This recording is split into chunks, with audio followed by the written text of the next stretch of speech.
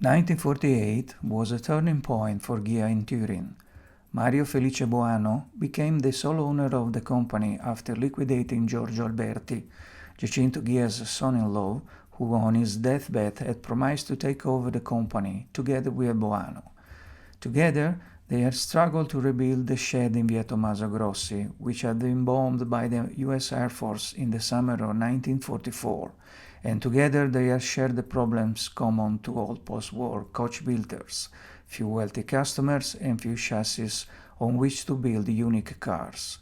Tires were scarce, let alone chassis, but with the first installment of the European Recovery Program, the Italian industry began to breathe a sigh of relief, and along with the loans came the raw materials: rubber, lubricating oil, coal, and consequently steel.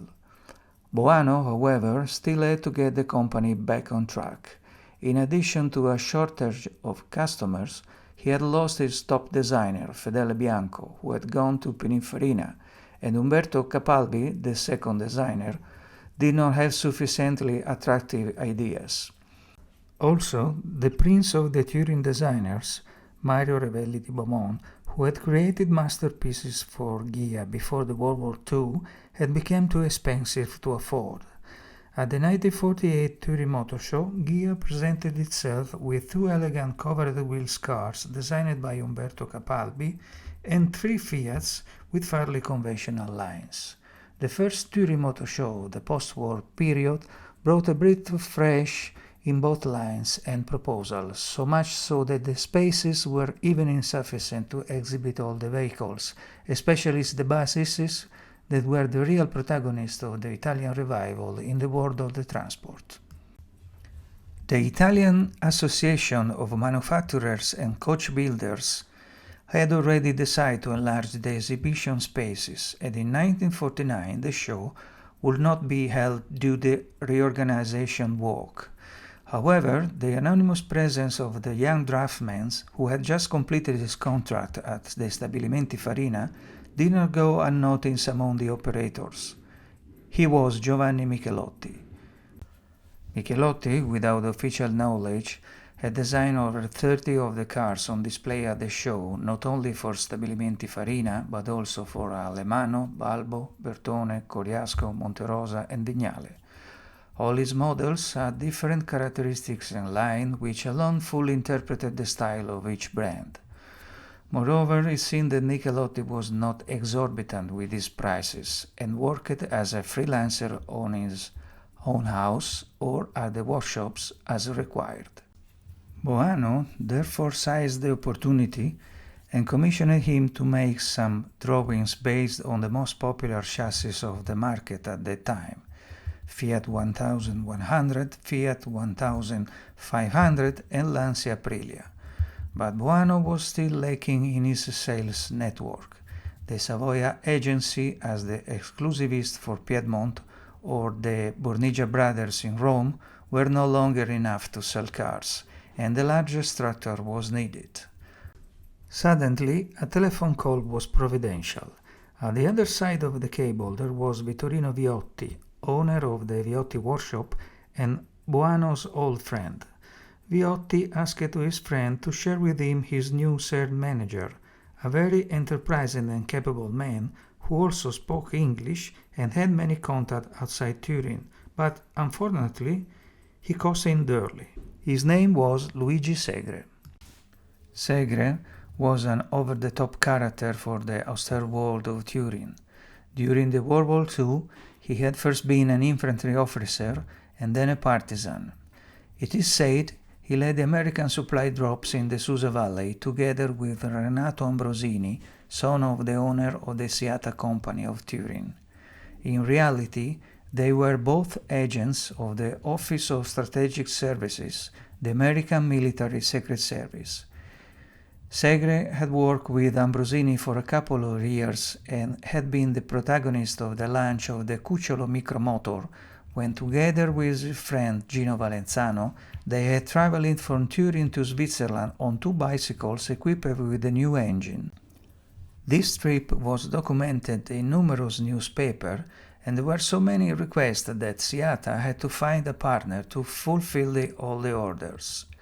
Again, with Valenzano, Segre had raced in the Targa Florio and in the Mille Miglia competition with good placing, and that year in the Coppa d'Oro delle Dolomiti they had come first in their category with a Fiat 1100 Cabriolet built by Monviso.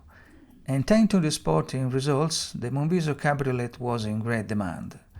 In short, Segre seemed the right man for all occasions, and so Boano hired him part-time.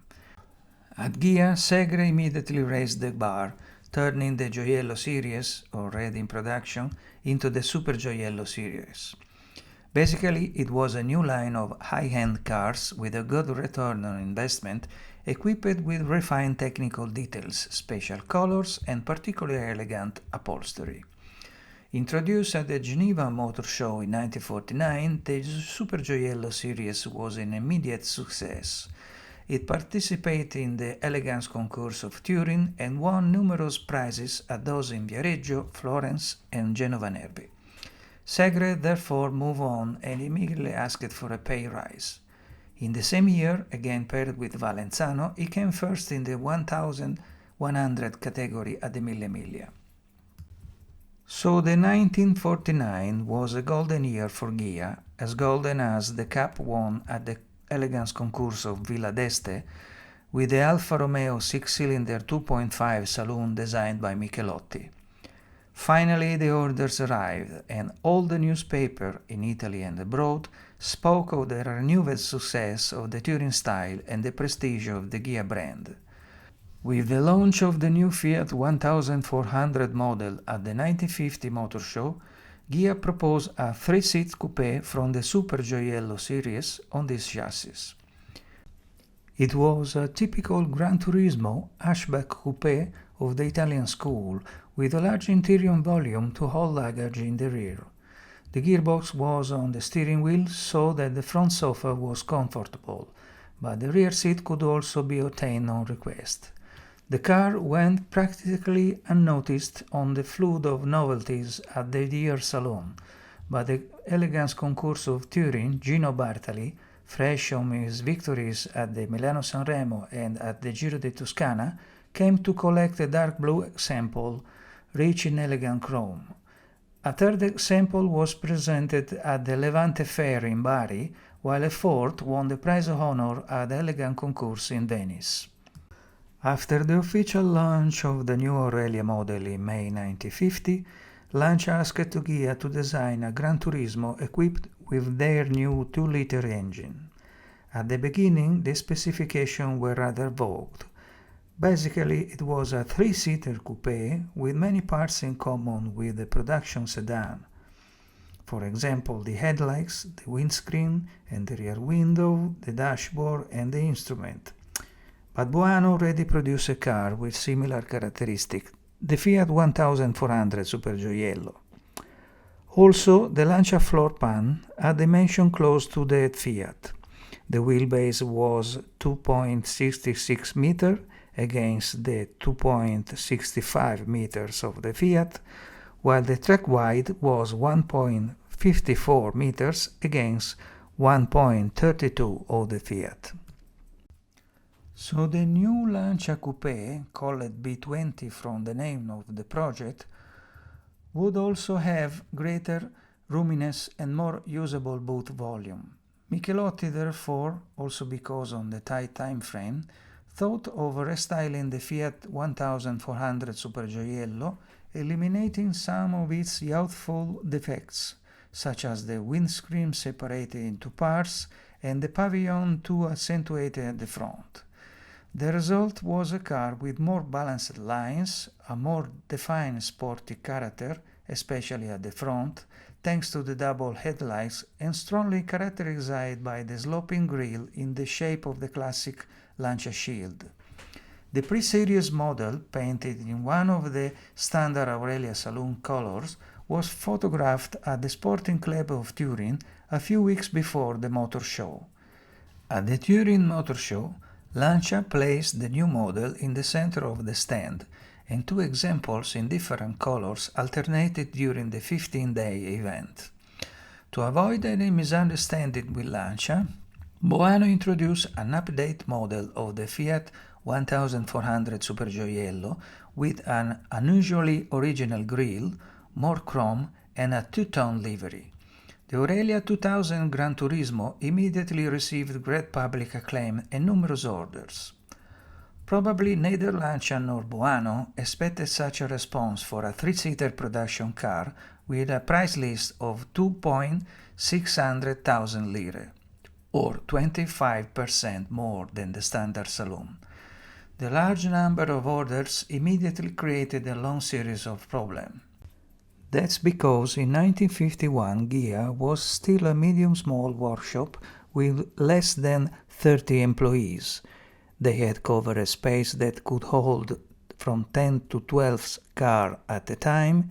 They didn't have metal presses. They still painted with a spray gun and dried the bodies under the lamps. So they were not equipped with a mass production, however a small one.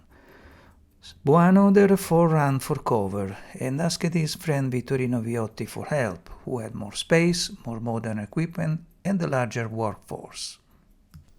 Viotti also supplied Lancia with the Aurelia Giardinetta, the station wagon model built on the B50 chassis. The subcontract consisted of building and painting the bodywork for Ghia. This would have allowed Ghia to take over the assembly of the component and the finishing. In reality, not even this effort was decisive, because Ghia could not finish as many body shells as they assembled at Viotti, and so Lancia ended up involving Pininfarina, who was already building under license the cabriolet model on the B50 chassis. Having been contacted last, Pininfarina accepted the definitive design and limited itself in this initial emergency phase to supplementing the production carried out by Viotti, with the difference that all the construction and the assembly was carried out in their workshops. Precisely for this reason, only an expert eye can notice the differences between a body shell built at Viotti and one at Pininfarina. In fact, these are differences that are not visible externally because they are located under the sheet metal. They are reinforcing elements, structural cross members, box sections, etc., due to the different processing methods. It's therefore these structural differences that characterize the two body types and not the serial numbers. We know in fact that Ghia, supported by Viotti, delivered a total of 98 samples to Lancia, but they were not numbered from 1001 to 1099.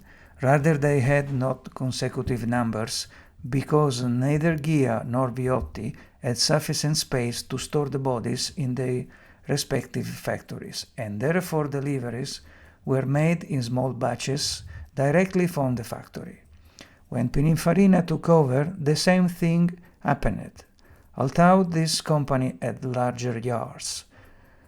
Once the Ghia Viotti order was completed, Pininfarina completed the production of the first series, much to the annoyance of Lancia dealers.